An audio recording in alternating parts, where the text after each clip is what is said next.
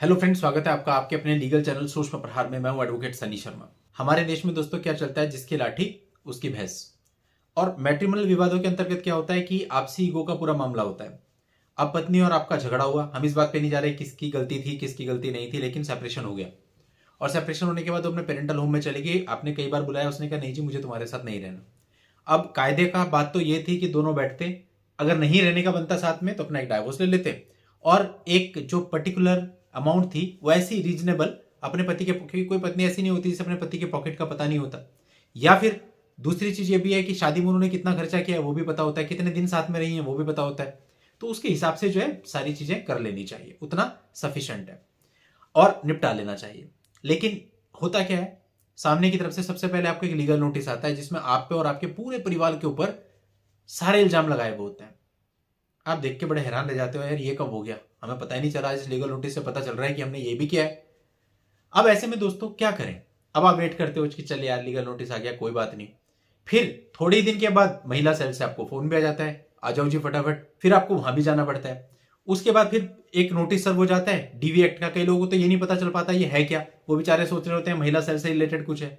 जब हमें पता चला अरे भैया आपके ऊपर एक और केस हुआ है, अच्छा एक और हुआ, इसको अलग से फाइट करना पड़ेगा एंड इसके अलग से लिटिगेशन एक्सपेंसेज होंगे, वो केस अलग चलेगा दूसरी कोर्ट में। अभी यार ये क्या हुआ?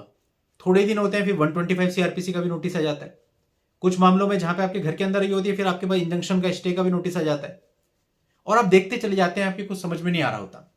देखिए, आपको किसी की भी नियत का अंदाजा उसके पहले स्टेप से हो जाता है। कोई भी लड़की, बहुत लड़कियां, ऐसे नहीं है कि लड़कियों के केस हमारे पास नहीं होते, बहुत सारे होते हैं जहां पर लड़कियां भी इतनी समझदार हमने देखी कि वो चाहती हैं कि हम इन चीजों में ना पड़े और बहुत ही प्रॉपर वे में चीजें निपट जाती हैं। लेकिन दोस्तों जहां पर एक लीगल नोटिस पहले आपको आता है, उस लीगल नोटिस में सारे फॉल्स एलिगेशन होते हैं, तो आपको पता चल गया सामने वाले की इंटेंशन क्या है। नाउ अब आप किस चीज का वेट कर रहे हो?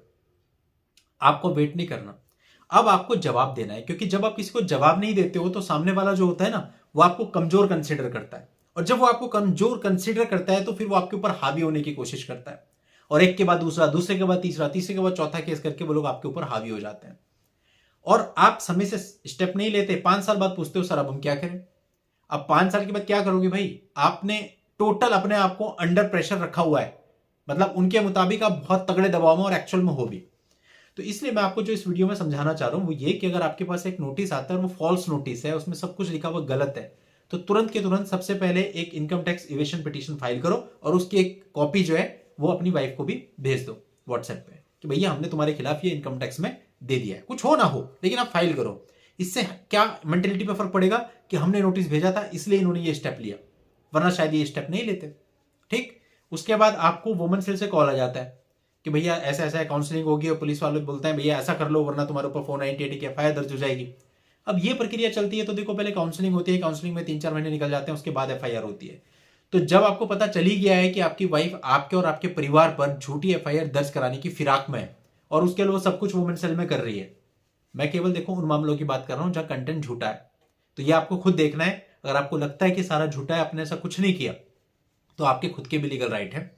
अब आप ये देखो आपके पास उनके खिलाफ क्या एविडेंस है, और जो कुछ भी आपके पास है उन लीगल राइट को एग्जीक्यूट करके उनको फटाफट कोर्ट से एक नोटिस भिजवाओ, यानी कोर्ट केस का एक समन भिजवाओ, ताकि उनको यह लगे कि हमने वुमेन सेल में पहले कंप्लेंट करी इसलिए इन्होंने भी हमारे ऊपर केस कर दिया। जैसे डीवी का केस वो करते हैं वैसे ही अपने मदर और सिस्टर से भी डीवी का केस तुरंत करवा दो, उस डीवी केस में अपियर होने से पहले ही। क्यों?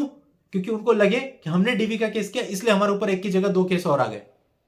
ऐसे जब 125 सीआरपीसी करें उसके बाद आप एक डिफेमेशन का केस डलवा दो। यानी उनको ये लगना चाहिए जैसे ही हम स्टेप लेते हैं और फॉल्स केस करते हैं वैसे इनकी तरफ से एक केस हो जाता है, कभी भी वो लोग आगे नहीं बढ़ेंगे, गारंटी दे रहा हूं। लेकिन आपको समय से चलना है, समय बहुत महत्वपूर्ण होता है।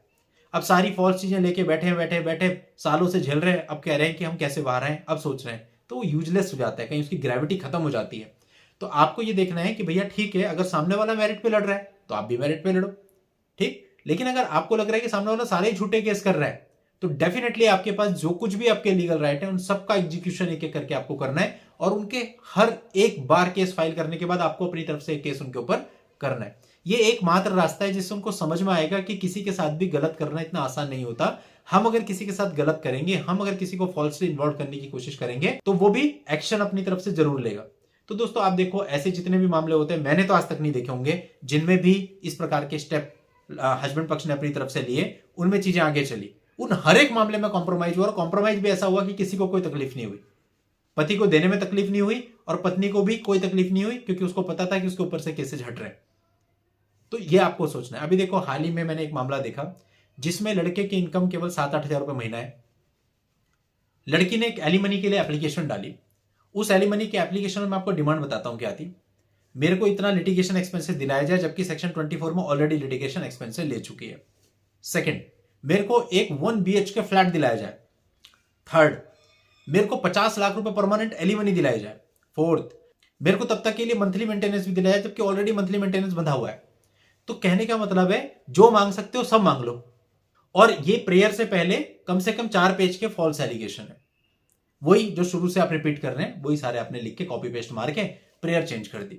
ये आपकी एलिमनी की एप्लीकेशन हो गई। तो आपको ऐसे मामलों में भी घबराना नहीं है। अगर ऐसी कोई आप किसे क्लेम किया जाता है, मुझे 50 लाख दे दो, 1 करोड़ दे दो, मिल थोड़ी जाएंगे। मिलेंगे किसके हिसाब से?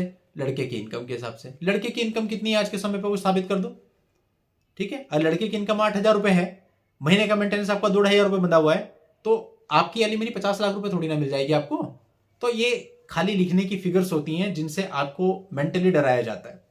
तो आपको मेंटली इसमें डरना नहीं है, ये सब कुछ नहीं होता। जो भी अमाउंट बनता है वो आपकी इनकम के आधार पर बनता है।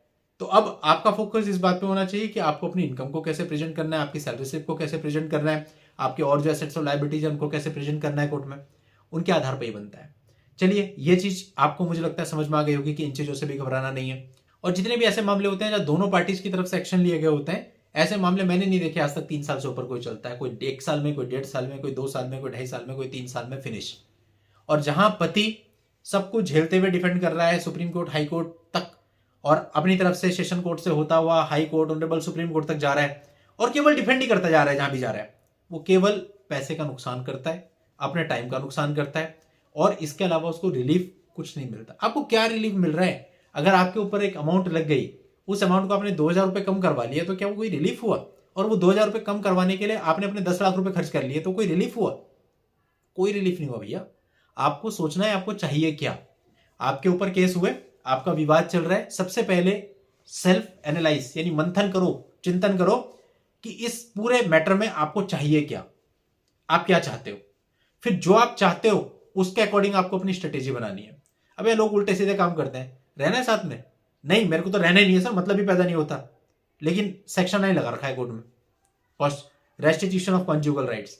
हर मीडिएशन में जाके बोल रहा है मुझे रहना है, लेकिन रियलिटी यही मुझे रहना ही नहीं है।